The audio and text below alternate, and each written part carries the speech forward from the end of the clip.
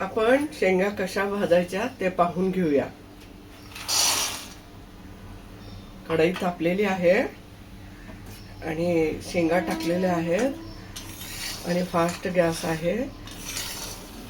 2 minute आपल्या शेंगा गरम होईपर्यंत असं हलवत राहायचं आहे।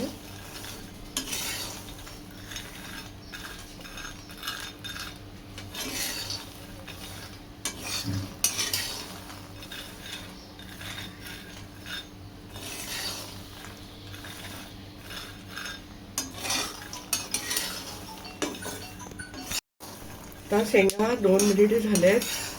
तापलेल्या कढईमध्ये टाकले होते, थोडेसे चटचट करायला लागले थोडेसे।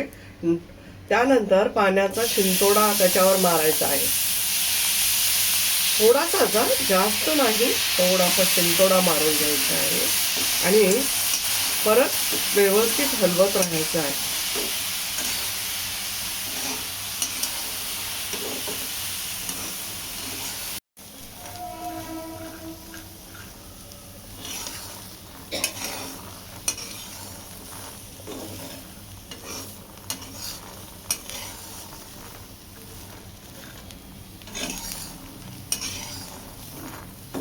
शेंगांना पाणी लागल्यामुळे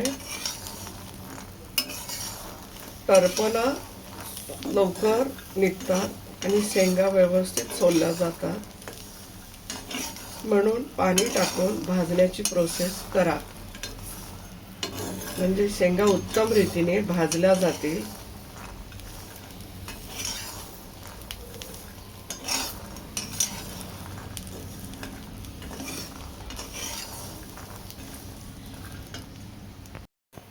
एक 5 ते 7 मिनिटे हलवून उत्तम रीतीने शेंगा फुटतात आणि सुंदर पैकी भाजल्या जातात।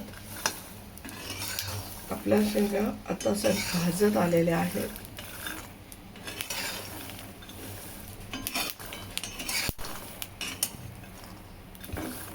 सगळ्या शेंगा चटचट आवाज करत भाजतात आणि सुंदर भाजतात।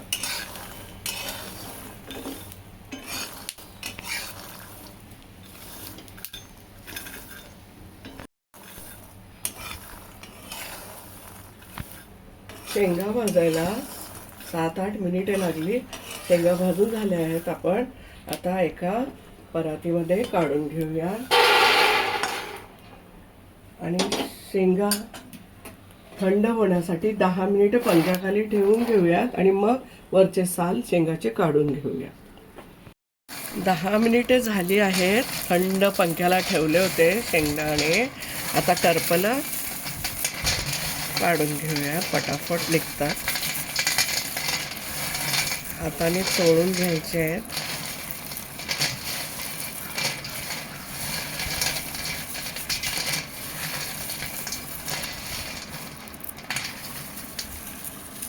टरपलं आज्यात लगेच निघून पडत आहेत।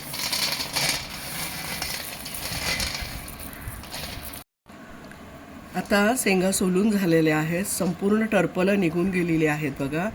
ह्या शेंगा तुम्ही शेंगाच्या चटणीसाठी वापरू शकता। ह्या शेंगा तुम्हाला महिनाभर भाजीला लागणाऱ्या कूटसुद्धा करून ठेवू शकता आणि शेंगाचे लाडू पण करू शकता। या शेंगा कूट करून ठेवलेला कधीही खराब होणार नाही महिनाभर आणि उत्तम भाजलेले आहेत। शेंगा गूळसुद्धा खाऊ शकता। अशा प्रकारे तुम्ही सुद्धा करून बघा। धन्यवाद।